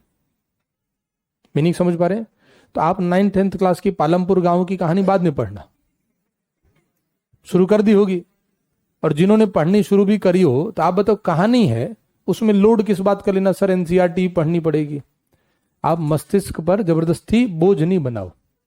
सबसे पहले आप लोग प्रिंटेड नोट साथ साथ पढ़ो। इधर सुने भाई, ये प्रिंटेड नोट छोड़ना पूछा, नहीं छोड़ना है। कारण है, कुछ फैक्चुअल बातें होती हैं जो हम क्लास में ना बताना पसंद करते हैं ना हम लिखवाते हैं। हमें लगता है ये स्टूडेंट ऐसी पढ़ ले, तथ्यात्मक बातें एग्जाम में आने के चांस भी उसकी ना के बराबर होते हैं। जैसे एक याद दिलाता हूं मैं आपको, एक संस्था NPCI, national payment corporation of India, इसी ने यूपीआई सिस्टम बनाया। जो यूपीआई हम ये लोग यूज करते हैं, आप सब लोग, ये यूपीआई किसने बनाया? अब एनपीसीआई कौन है, कितने सदस्य हैं, अध्यक्ष कौन है, कहाँ मुख्यालय, ये सब प्रिंटेड नोट्स में लिखा हुआ है। अगर आप इसको नहीं पढ़ोगे, क्लास में मैं पढ़ाऊंगा नहीं और आपने वहां से भी नहीं पढ़ा तो रह जाएगा। और एनसीईआरटी में तो भूल जाओ, ये सब नहीं है एनसीईआरटी में। प्रिंटेड नोट्स पढ़ने कंपलसरी है। मीनिंग क्लियर हो रहा है? एनसीईआरटी पुरानी छपी हुई है, एनसीईआरटी पढ़नी जरूर है, लेकिन उसमें अपडेटेड मटेरियल नहीं होता है। उसमें नहीं आएगा कि यूपीआई, पेटीएम, पेमेंट बैंक, ये सब नहीं है उसमें। चाहे आप किसी भी क्लास की एनसीईआरटी पढ़ लो, उसमें ये दिया हुआ है कि बैंक क्या काम करता है, 2 काम कर रहा है, जमा, स्वीकार, उधार देना। ये परंपरागत से कंटेंट है उसमें। एनसीईआरटी हम आपको एकमात्र उद्देश्य से पढ़वाते हैं मेरे हिसाब से, और वो उद्देश्य होता है आप लोगों की औपचारिक भाषा समझने की क्षमता को बढ़ाना। यूपीएससी जैसी भाषा लिखता है वो किताबी भाषा है, टीचर जो क्लास में लिखवाता है वो इजी और समझाने वाली भाषा है। तो औपचारिक भाषा को भी समझना है आपको, उस भाषा पे भी पकड़ बनानी है, इसके लिए आपसे हम एनसीईआरटी पढ़वाते हैं। ऐसा थोड़ी है कि जो एनसीईआरटी में कंटेंट लिखा है वो मैंने क्लास में नहीं पढ़ा दिया। मैं तो सारा एनसीईआरटी का कंटेंट क्लास में पढ़ा दूंगा आपको, मर्ज कर रखा है, सब टीचर्स ने ऐसे ही कर रखा है। आपको उसमें से कंटेंट नहीं, उसकी भाषा पकड़ना सीखना, कि लैंग्वेज कितनी कठिन जटिल होती है, कितनी क्लिष्ट लैंग्वेज होती है, वो उसमें से सीखना। तो प्रिंटेड नोट्स जरूर पढ़ो। और मेरा ऐसा मानना है, अगर कोई आप में से नोट्स पढ़ रहा हो तो हाथ ऊपर करके बताना फिर मुझे, कि प्रिंटेड नोट्स की लैंग्वेज आपको क्लास पढ़ने के बाद तो सरल लग रही होगी। अगर क्लास से पहले आपने गलती से वो टॉपिक पढ़ लिया तो कुछ समझ में। और दूसरी बात, प्रिंटेड नोट्स में 80% से ज्यादा मैटर सेम होगा, टॉपिक, नॉट कंटेंट, टॉपिक। जैसे मैंने रेपो रेट पढ़ाई है तो प्रिंटेड नोट्स में भी रेपो रेट है। अब आप बताओ, आपने रेपो रेट क्लास से पढ़ लिया, समझ में आ गया, प्रिंटेड नोट से पढ़ोगे ऐसे लाइन क्लियर पढ़ते जाओगे, कहीं रुकना नहीं पड़ेगा। क्लियर हो रहा है मेरी बात? तो जब जो टॉपिक मैं क्लास में पढ़ाता जा रहा हूं उन्हीं टॉपिक को आप प्रिंटेड नोट से पढ़ोगे तो आपका टाइम कम लगेगा। ठीक है? और ये बात कन्फर्म है, आज छोड़ भी दिया आपने प्रिंटेड नोट्स, बाद में पढ़ने पड़ेंगे, कुछ तथ्यात्मक बातें उसमें से पढ़नी पड़ेंगी। इसीलिए एक बार रीडिंग लगानी है, उसको आप तेजी में रीडिंग लगा सकते हो क्योंकि क्लास में वो पढ़ा दिया गया। कुछ बातें प्रिंटेड नोट्स में ऐसी आ रही हों जो मैंने अभी क्लास में चर्चा नहीं करी तो उसको छोड़ते जाना। जैसे एक शब्द आया था डेरिवेटिव, प्रिंटेड नोट्स में कहीं एक शब्द है, क्या है? मैं शेयर मार्केट पढ़ाऊंगा डेरिवेटिव, अभी छोड़ दो उसको, कोई बात नहीं, आप उसको बस मार्क कर दो, डेरिवेटिव पे मार्क लगा दिया, अभी नहीं पढ़ाया, छोड़ दिया उसको। जो टॉपिक पढ़ाते जा रहे हैं ना उनको पढ़ो, तो आपको टॉपिक सरल लगेंगे। मीनिंग क्लियर हो रहा है? आप लोग उलझ क्यों जा रहे हो, जो जिसने भी चिट्ठी भेजी है, क्योंकि प्रिंटेड नोट्स में आप उन शब्दों में उलझ गए जो शब्द अभी क्लास में चर्चा नहीं हुई है। तो आपको लग गया अरे सर ये तो बहुत मुश्किल है, बहुत टाइम लग रहा है। टाइम को बचा के करोगे क्या? जिस काम के लिए आए हो वो तो यही है, बाकी आप टाइम जो बचा रहे हो वो साथ साथ चलता रहे, चला पाओ तो नहीं। दूसरा सब्जेक्ट नोट करें, नोट करते हैं। अर्थव्यवस्था में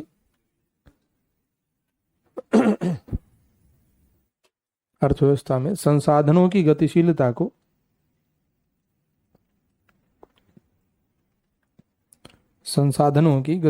को बढ़ाने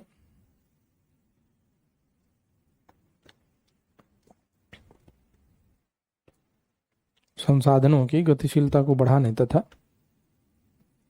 वंचित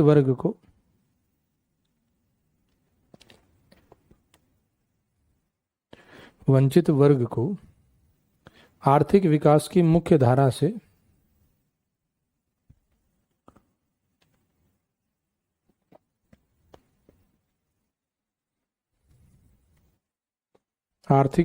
मुख्य धारा से जोड़ने के लिए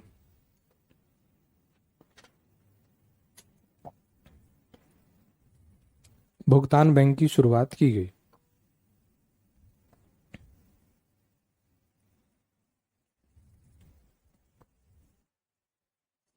भुगतान बैंक की शुरुआत की गई। यह ग्राहकों को निम्न सुविधाएं उपलब्ध कराती है।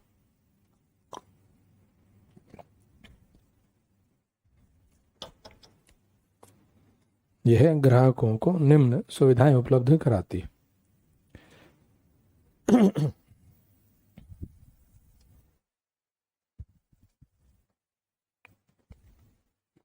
पहला, लघु बचत खाते की सुविधा।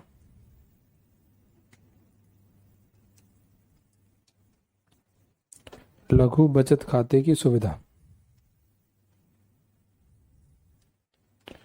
दूसरा, प्रवासी श्रमिकों कॉमा निम्न आय वर्ग वाले व्यक्तियों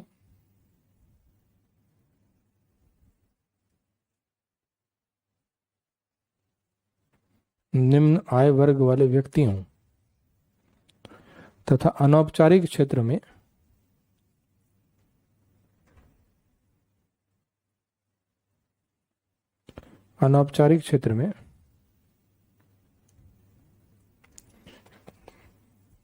कार्यरत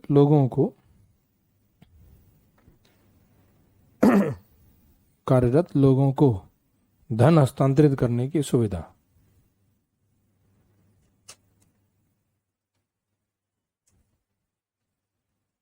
धन हस्तांतरित करने की सुविधा।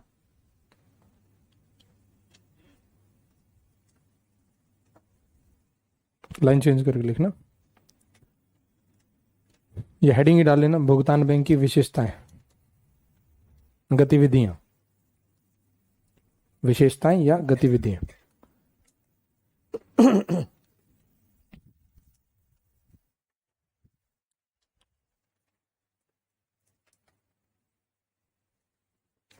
फर्स्ट पॉइंट, यह मांग जमा स्वीकार कर सकता है।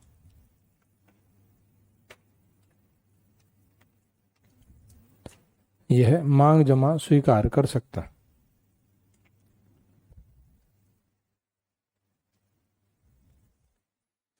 तथा प्रारंभ में प्रति व्यक्ति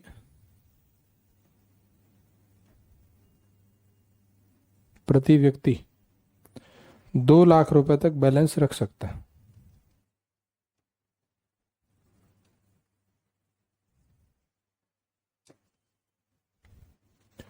2 लाख रुपए तक बैलेंस रख सकता है।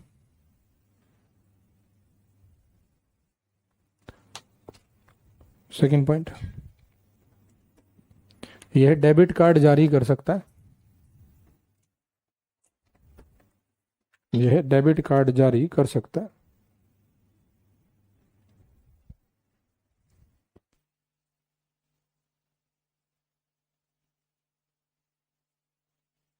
थर्ड पॉइंट, इसे ऋण देने की अनुमति नहीं है।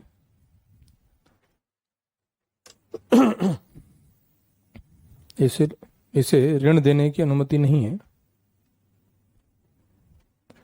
इसलिए यह क्रेडिट कार्ड जारी नहीं कर सकता।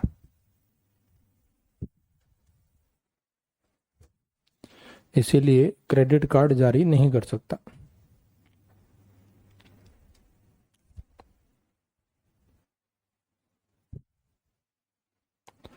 भुगतान बैंक, अगला पॉइंट, भुगतान बैंक को आरबीआई के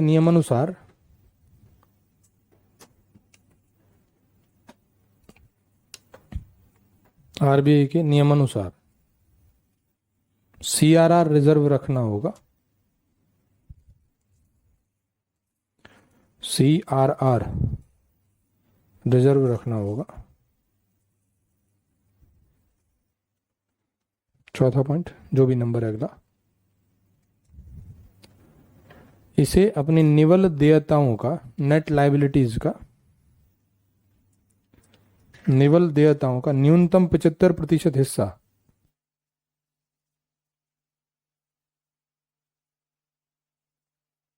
न्यूनतम 75% हिस्सा सरकारी प्रतिभूतियों में निवेश करना अनिवार्य है।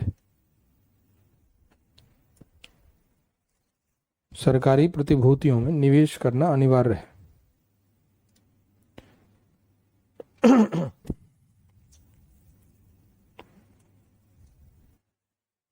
निवेश करना अनिवार्य है। हाँ जी, आगे सुनते। ये कौन सा बैंक था? ऐसी एक और बैंक है जिसका नाम है लघु वित्त बैंक। लघु वित्त bank, English word small finance bank. Again बताएं बैंक क्या काम कर रहा है? बैंक के दो काम, पारंपरिक काम, जमा स्वीकार करना और बैंक ग्राहकों को ऋण दे रहा है। ठीक, बाद में हेडिंग डाला करो, आप पहले हेडिंग डालने लग जाते हो, समझो पहले ना। ये बैंक जमा स्वीकार कर सकता है, कोई बैंक ये ऋण दे सकता है। आगे शब्द क्या लगा? फाइनेंस कर रहा है। ये मतलब वित्त दे रहा है। क्या मतलब? इन दोनों में से कौन सा काम है? ये ऋण दे सकता है और ये जमा भी स्वीकार कर सकता है, लेकिन जो वित्त देगा उसकी मात्रा कम रहेगी। तो आंसर, वाणिज्यिक बैंक और स्मॉल फाइनेंस बैंक में अंतर क्या है? तो पहले आप वाणिज्यिक बैंक के बारे में सोच लो। वाणिज्यिक बैंक एसबीआई, कोई भी पीएनबी, कोई भी नाम सोच लेते हैं। तो वाणिज्यिक बैंक दोनों काम करता है, डिपॉजिट भी स्वीकार करता है और लोन भी देता है। ये भी स्मॉल फाइनेंस बैंक, ये डिपॉजिट भी और लेकिन स्मॉल मात्रा में। तो सवाल फिर वही बन गया कि जब पहले से एसबीआई, पीएनबी जैसे बहुत सारे वाणिज्यिक बैंक हैं, लोन वो देते ही हैं, तो फिर इस अलग से बैंक बनाना और उसका दोनों काम ये कर भी रहा है, फिर इसकी अलग से जरूरत क्या थी? तो पर्पज, आंसर इसी में आ रहा है।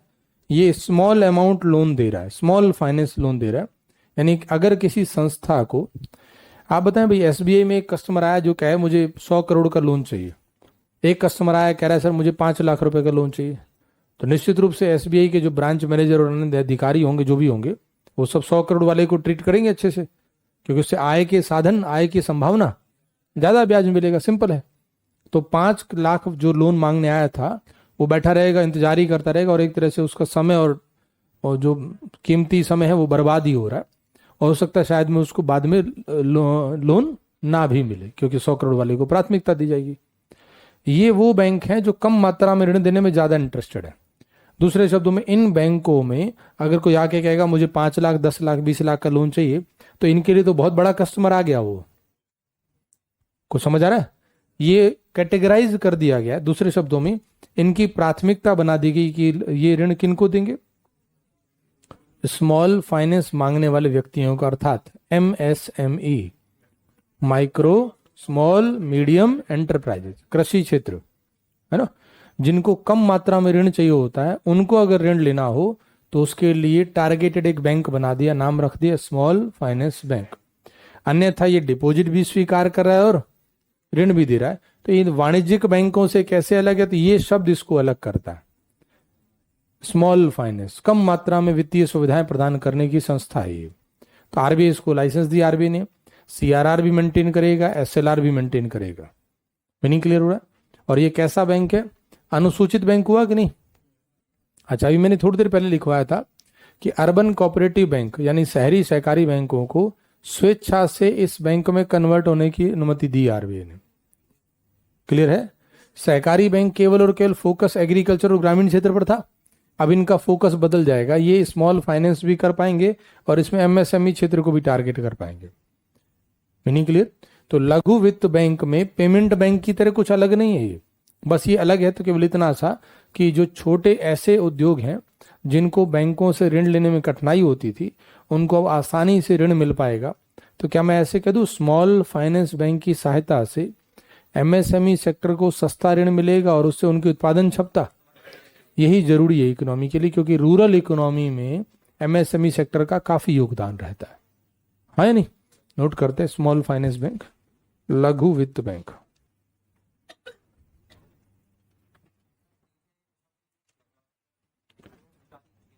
आ जाएगा अनौपचारिक क्षेत्र का मीनिंग आएगा आगे। लघु वित्त bank, small finance bank heading डाले, लिखे। आरबीआई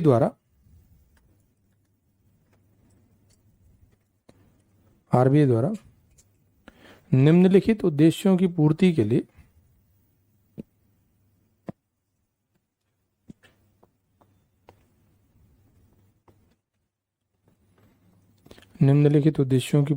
लिए लघु वित्त बैंक की स्थापना की गई या लाइसेंस दिया गया।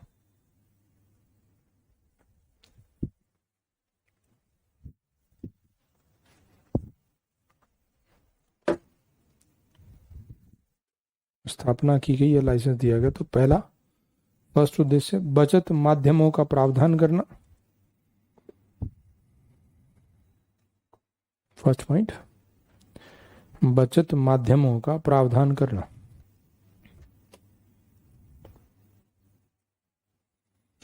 सेकंड, छोटी इकाइयों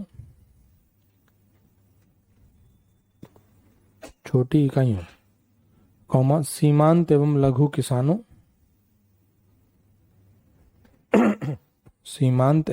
किसानों कौमा सूक्ष्म उद्योगों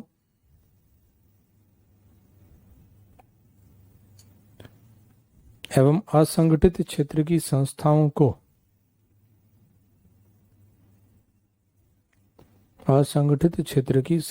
को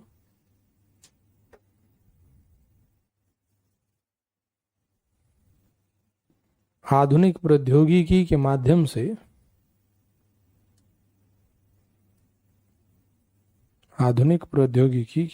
से कम लागत में ऋण उपलब्ध कराना है।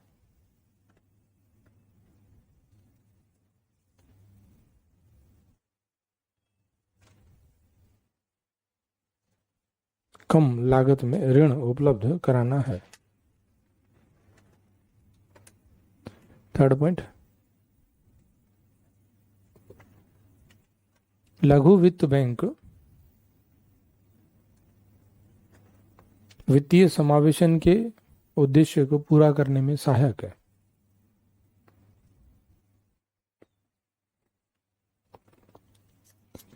वित्तीय समावेशन के उद्देश्य को पूरा करने में सहायक।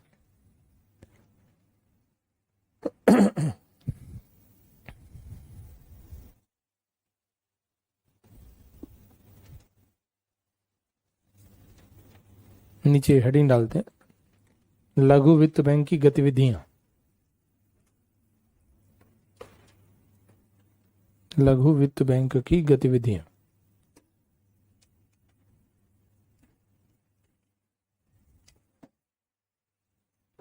फर्स्ट पॉइंट, यह बैंक ग्राहकों से जमा स्वीकार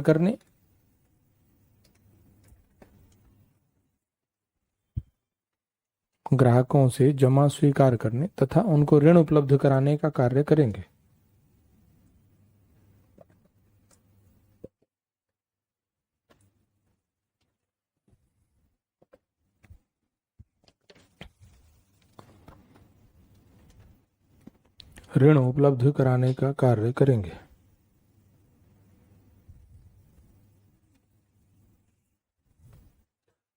सेकंड पॉइंट,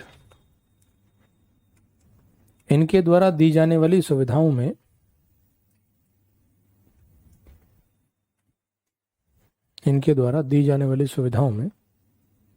वंचित वर्ग को प्राथमिकता दी जाएगी।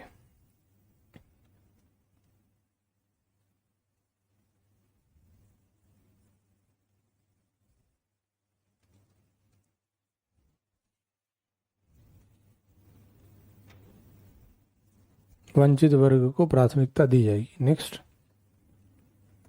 इन्हें सीआरआर एवं एसएलआर के नियमों का पालन करना होगा।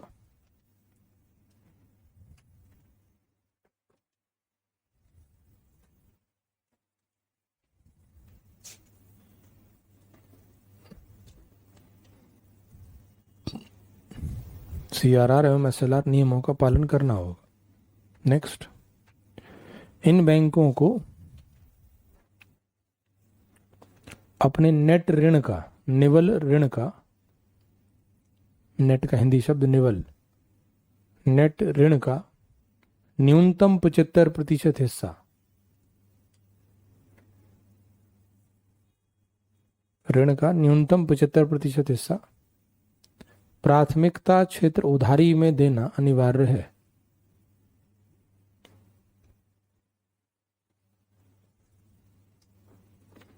प्राथमिकता क्षेत्र उधारी में देना अनिवार्य है।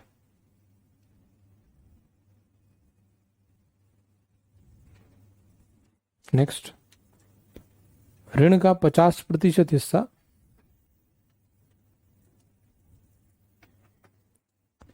ऋण का 50% हिस्सा 25 लाख रुपए तक के ऋणों का होना चाहिए।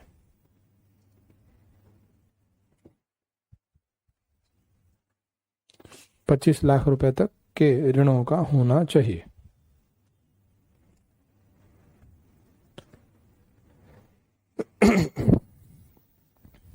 यानी जितने ऋण देंगे उसमें से अधिकांश ऋण, कम से कम 50% ऋण कितने हो? 25 लाख से कम अमाउंट वाले ऋण ज्यादा हो। दूसरे शब्दों में ध्यान दें, अगर इनको साल भर में इस बैंक ने मान लो 100 करोड़ का ऋण देना हो ग्राहकों को, हाँ, और इनके पास अधिकांश कस्टमर आए, कोई कह रहा है 1 करोड़ का लोन लेना है, कोई कह रहा है 5 करोड़ का लोन लेना है, तो ये चाह करके भी सारे कस्टमर ऐसे ही लोन नहीं दे सकते।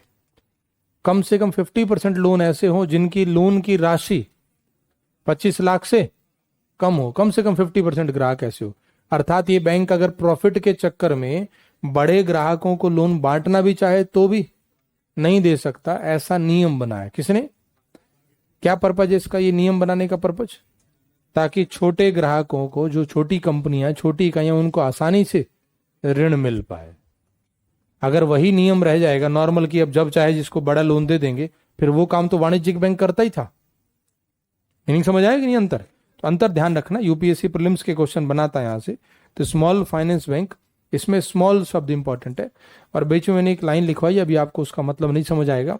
इसमें एक लिखवाया 75% ऋण प्राथमिकता क्षेत्र उधारी, तो ये बाद में समझ आएगा, उस शब्द को अंडरलाइन कर लो, नेक्स्ट क्लास में वो शब्द समझ में आ जाएगा, प्राथमिकता क्षेत्र उधारी क्या है।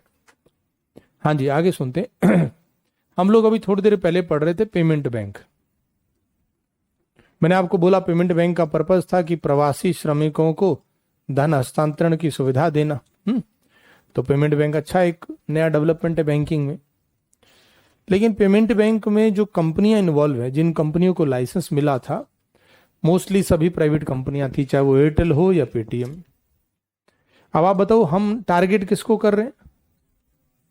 टारगेट कर रहे हैं हम ऐसे व्यक्ति को जो वित्तीय रूप से असाक्षर है। शब्दों पे ध्यान देना, बारीक छोटे छोटे शब्द हैं। वित्तीय रूप से पढ़ा लिखा हो लेकिन वित्तीय रूप से असाक्षर है। अंतर समझ रहे हैं ना दोनों में?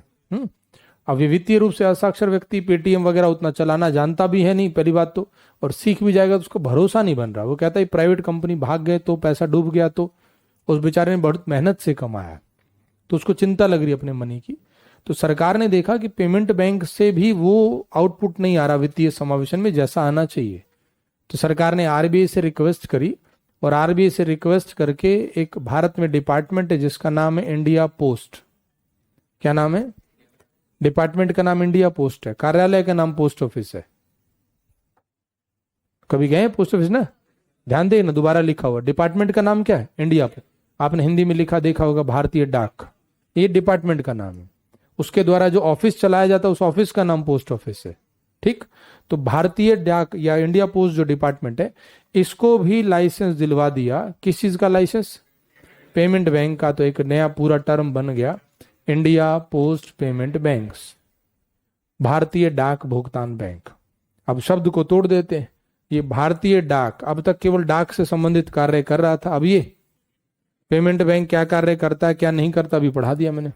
आंसर ये लोन डिपॉजिट लेगा, लेकिन डिपॉजिट में भी कौन सा? Maximum limit 2 lakh. इसको इन्वेस्ट करना है कंपलसरी गवर्नमेंट सिक्योरिटीज में। कितना? अपने डिपॉजिट का, नेट डिपॉजिट का 75%। याद आया सब? तो पेमेंट बैंक के सारे नियम अब लागू हो गए किस पर? India post payment bank. अब सवाल बनता है ऐसा क्यों किया, तो मैं जो लाइन जहां से शुरू करी थी उसको दोबारा सुने। लोगों का प्राइवेट बैंक कंपनियों पर विश्वास नहीं बन पा रहा है। लोग कहते भाई हम जानते नहीं पेटीएम कौन है, कोई कह रहा है चाइना की कोई कंपनी है, कोई कह रहा है अमेरिका की कंपनी है, पैसा डूब गया। तो उपाय निकाला, इंडिया पोस्ट एक ऐसा डिपार्टमेंट है, एक तो इसका नेटवर्क बड़ा सॉलिड है, भारत के लगभग लगभग हर गांव के आसपास कहीं ना कहीं पोस्ट ऑफिस मिल जाता है। आंकड़ों के हिसाब से भारत में 1.5 लाख के आसपास पोस्ट ऑफिस है। नहीं समझ रहे? अब 1.5 लाख पोस्ट ऑफिस होना मतलब नेटवर्क बहुत अच्छा है। और दूसरा, केवल नेटवर्क नहीं है, कई वर्षों से भारत के नागरिकों का इस पर ट्रस्ट भी काफी है, क्योंकि ये गवर्नमेंट द्वारा संचालित है, सरकार संचालित करती है, तो किसी को कोई चिंता नहीं है। उस 2 पॉजिटिव ऐसे पॉइंट हैं जिनकी वजह से सरकार को लगा अगर इस पोस्ट ऑफिस वाले काम को अगर हम बैंक में कन्वर्ट कर दें तो इससे तेजी से वित्तीय समावेशन बढ़ पाएगा। बताएं आंसर, वित्तीय समावेशन से वंचित जनता है कहां ज्यादा? ग्रामीण क्षेत्र में। और ग्रामीण क्षेत्र की समस्या, बैंक है ही नहीं। पेमेंट बैंक खुल रहा है, पेटी आप मोबाइल में अकाउंट खोलो, लेकिन लोगों का भरोसा नहीं बन रहा। तो एक और उपाय निकाल दिया, इंडिया पोस्ट को लाइसेंस दिलवा दिया। किसका? तो पूरा नाम एक बन गया, इंडिया पोस्ट पेमेंट। पर्पज वित्तीय समावेशन में बढ़ावा मिलेगा। आज भी अखबार में दिया है, शायद या आज या कल है, मेरे ख्याल से आज ही है, जनधन योजना पर आर्टिकल दिया हुआ है ना। जनधन योजना से क्या लाभ हो रहा है, क्या बेनिफिट हुआ, क्या चैलेंजेस आ रहे हैं, सब कुछ आर्टिकल में लिखा है। तो मेरा सुझाव यही है कि आप क्लास जो पढ़ते हो ना उसको घर जाके रिवीजन करो थोड़ी देर, बस उसको छोड़ दो। अब अखबार में आर्टिकल आया जनधन योजना का, और मैंने आपको वित्तीय समावेशन का बेसिक मीनिंग तो समझा ही रखा है, हालांकि इसको अभी डिटेल से पढ़ाना बाकी है। आप जाकर के जनधन योजना के आर्टिकल को पढ़ो, देखो कितना समझ में आया, क्या अटके। और अगर आर्टिकल में से 90% हिस्सा समझ में आया तो इसका मतलब आपको इकोनॉमिक्स समझ में आ रही है। यही तरीका पैमाना। आप हमारे नोट्स को पढ़ लेते हो, उन्हीं को रट लेते हो, सोचते हो समझ में आ गया, नहीं, गलत पैमाना। हमारे नोट्स हमने लिखवाए, समझ तो आ ही जाएंगे, मैंने एग्जाम्पल दिए, जैसे थे समझ में आ जाएंगे। आप किसी दूसरी कोचिंग के स्टूडेंट से बहस करो, चलो मौद्रिक नीति बात करते हैं, देखो उस पर बोल पा रहे हो कि नहीं, समझ पा रहे हो कि नहीं। इससे अच्छा पैमाना नहीं है। सामान्यतः टीचर को अगर अपनी साख बचानी तो आपसे क्या कहेगा, हमारे नोट्स ही पढ़ना, किसी और से बात मत करना। क्योंकि आप बात करोगे, अटकोगे तो आप आओगे वापस मेरे पास, अरे सर आपने पढ़ाया समझ नहीं आया। मैं तो खुल के चैलेंज दे रहा हूं, अगर आपने क्लास में सुना ठीक से, आप लिखते कितना अच्छा हो मुझे उससे मतलब नहीं, 5 कलर से सजा के लिखो उसका कोई महत्व नहीं। सुना ठीक से है, समझ में आ गया था, तो इंग्लिश मीडियम हो या हिंदी मीडियम, कहीं भी बैठ के मौद्रिक नीति पे चर्चा करो। बताओ, आप बोलो मुझे आके, सर ये वाली लाइन उसने कुछ बोली थी समझ नहीं आई, मैंने बात समझी नहीं। ये सबसे सही पैमाना होता है। इससे क्या होगा, आप बोल पाओगे उस कंटेंट को, और जब बोल पाओगे तो फ्यूचर में मेंस में उस कंटेंट को कहीं इस्तेमाल कर पाएंगे। हाँ, ये जरूरी होता है। तो मैंने बोला कि इंडिया पोस्ट पेमेंट बैंक ये वित्तीय समावेशन को बढ़ाएगा, लेकिन इस बैंक के सामने भी चैलेंज आएंगे। अब जरा आराम से सोचना, बताओ, भारतीय डाक को भुगतान बैंक का कार्य दे दिया गया, तो इसके सामने क्या चुनौतियां आएंगी? डाक संबंधी कार्य आजकल कम बचे हैं, स्पीड पोस्ट के अलावा आप कभी पोस्ट ऑफिस नहीं जाते जितना मुझे पता है। बोलो, पोस्ट कार्ड खरीदा आपने लास्ट 5-7 साल में? अंतर्देशीय पत्र याद है, अंतर्देशीय पत्र होता था ब्लू कलर का, है? अब कोई उसकी आवश्यकता, अब जो यहां से हाई लिखो तुरंत ही जवाब आ जाता है, तो कौन चिट्ठी लिखेगा? रास्ते में कबूतर ने कहीं और पहुंचा दी तो समस्या हो जाएगी। हाँ, तो अब पोस्ट ऑफिस के काम तो लगभग लगभग कम हो गए, ये पेमेंट बैंक के काम करेगा। लेकिन चैलेंज कुछ और है इसके सामने। जैसे पोस्ट ऑफिस में कार्य करने वाले जो कर्मचारी हैं वो बैंकिंग सिस्टम से अनभिज्ञ हैं। हाँ, वो उतने उस सिस्टम से परिचित, इनको ट्रेनिंग देनी होगी। ट्रेनिंग देना एक बड़ा टास्क है। एक दूसरा, भारत में पोस्ट ऑफिस में आप सब लोग कभी ना कभी जाते रहे, पोस्ट ऑफिस का इंफ्रास्ट्रक्चर भी आपने देखा होगा। शहर के पोस्ट ऑफिस में आधे टाइम सर्वर नहीं कनेक्ट हो रहा होता, तो गांव में तो पोस्ट ऑफिस में व्यक्ति गायब नहीं है, पंखा तो कोई बात नहीं, पंखा ना भी चल जाएगा। कम से कम बैंकिंग सिस्टम को सीबीएस चाहिए, कोर बैंकिंग सॉल्यूशन। नहीं, कोर बैंकिंग सॉल्यूशन चाहिए कि नहीं? तभी तो आप पैसा जमा करोगे तो दूसरी जगह सिस्टम से पैसा विड्रॉ हो पाएगा। तो इंफ्रास्ट्रक्चर की चुनौतियां हैं, उस कर्मचारियों के ट्रेनिंग संबंधी चुनौतियां हैं। और सरकार के आंकड़ों पे बात करें तो इंडिया पोस्ट जो अभी तक डिपार्टमेंट था, ये करीब 7,000 करोड़ के घाटे में चल रहा है। अब इसको बैंक का लाइसेंस दे दिया, खर्च बढ़ेंगे, खर्च ज्यादा करने की क्षमता नहीं है, तो इसकी इस संस्था की निजी कंपनियों से कंपटीशन करने की ज्यादा क्षमता, फिर भी सरकार को उम्मीद है कि अच्छा काम करेगा। कारण है ट्रस्ट, सबसे बड़ा कारण है ट्रस्ट। नागरिकों का इस संस्था पर, लोगों को कोई कहे कि पेटीएम में, पेमेंट बैंक में जमा करा लो, 4.5% ब्याज मिलेगा, यहाँ 4% मिलेगा, तो लोग इसको प्रेफर करेंगे। बताओ सही कह रहा हूं? ब्याज कम होने के बाद भी लोग इसको प्रेफर करेंगे क्योंकि इस पर ट्रस्ट है। और ट्रस्ट का कारण है गवर्नमेंट का बैकअप। ये गवर्नमेंट द्वारा संचालित संस्था है, 100% गवर्नमेंट ओन बॉडी है, इसीलिए इसमें वित्तीय समावेशन बढ़ने की संभावना ज्यादा हो जाती है। Meaning clear? पहले ऐड आती थी, पोस्ट ऑफिस से पोस्टमैन आ रहा है, डाक लेके आया। अब जो इन्होंने एडवर्टाइजमेंट बनाई है उसमें डाकिया, डाक नहीं, डाकिया बैंक लेके आ गया। डाकिया आपके घर आ रहा है, आपको बता रहा है आपको अकाउंट खुलवाना है, गांव गांव जाकर के अकाउंट खोल रहे हैं, गांव गांव जाकर के उनसे कहते हैं जमा कराना है, हमें दे दो, वहीं से स्लिप दे दिया, विड्रॉ करना वहीं स्लिप ले लो। अब लोगों को बैंक जाने की आवश्यकता नहीं। ये जो पोस्टमैन आ रहा है ये बैंकिंग कार्य आपके घर तक पहुंचा रहा है, डोर स्टेप बैंकिंग जिसे हम कहते हैं। तो आप कह सकते हैं इससे वित्तीय समावेशन में काफी तेजी से वृद्धि है। और यही कारण है कि जनधन के अकाउंट भी बढ़ गए हैं। जनधन के अकाउंट कितने, 50 करोड़ के आसपास का आंकड़ा है ना अभी। हाँ, तो यही कारण है कि इनके अकाउंट्स की संख्या भी बढ़ गई है। तो नोट करते हैं, India post payment bank,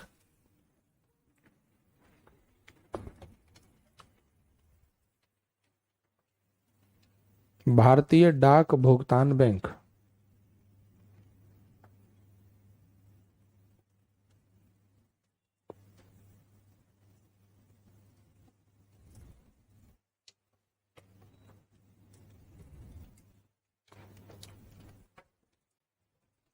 RBI ने भारतीय डाक को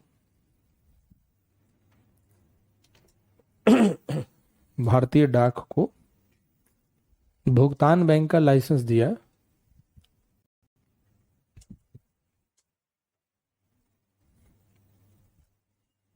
भुगतान बैंक का लाइसेंस दिया।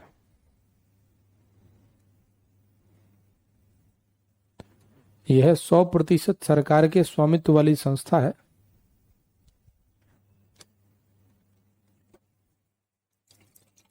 सौ प्रतिशत सरकार के स्वामित्व वाली संस्था है,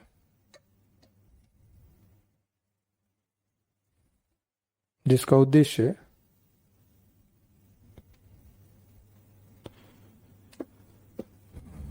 उद्देश्य देश के अंतिम व्यक्ति तक बैंकिंग सुविधाएं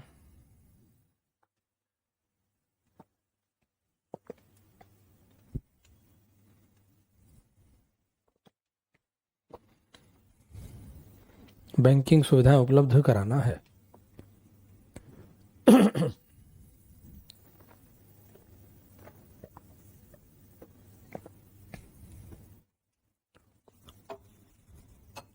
भारतीय डाक का विशाल नेटवर्क,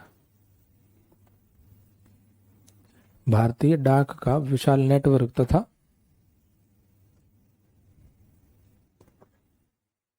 नागरिकों का इस संस्था पर भरोसा,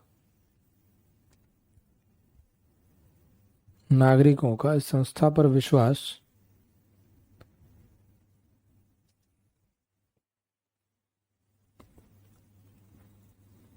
भारतीय डाक भुगतान बैंक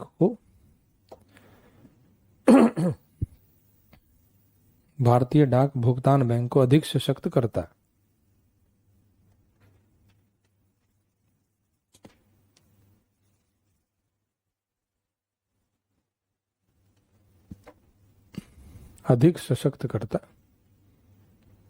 इसके माध्यम से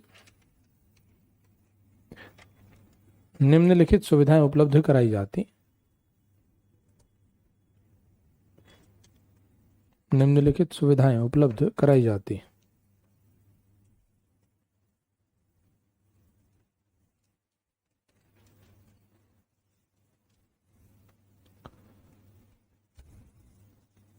फर्स्ट, मूलभूत बैंकिंग सुविधा।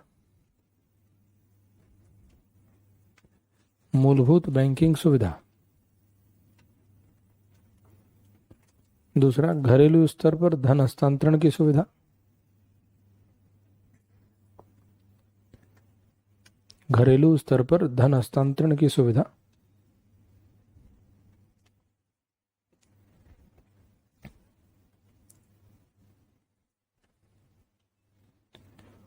तीसरा, थर्ड पार्टी के द्वारा, तीसरे पक्ष के द्वारा समय जमा एवं ऋण की सुविधा, समय जमा टाइम डिपॉजिट और ऋण की सुविधा। चौथा DBT, DBT direct benefit transfer, Hindi नाम प्रत्यक्ष लाभ हस्तांतरण।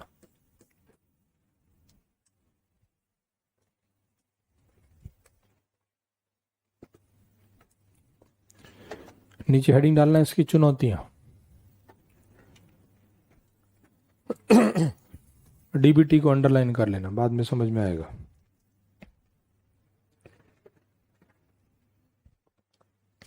चुनौतियां लिखते हैं। पहला पॉइंट, आधुनिक आधारभूत संरचना का अभाव।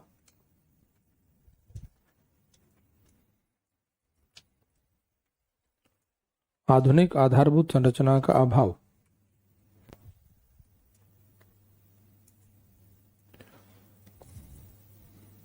नेक्स्ट, प्रशिक्षित कर्मचारियों की संख्या का अभाव।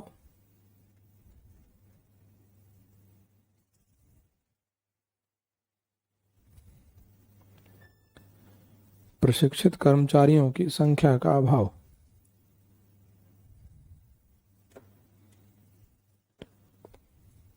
नेक्स्ट, पूंजी के अभाव के कारण।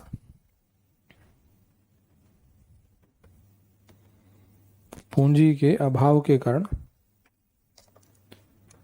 निजी क्षेत्र से कठोर प्रतिस्पर्धा।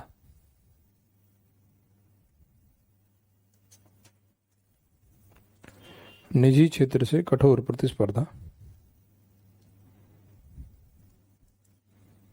तो कौन सा बैंक था, नाम क्या था इसका? भारतीय डाक भुगतान बैंक। क्लियर। आज की क्लास हम यहीं तक पढ़ेंगे, मुझे कुछ काम है इसलिए थोड़ा सा जल्दी आज आप क्लास छोड़ रहे, बाकी शेष हिस्सा कल डिस्कस करते हैं।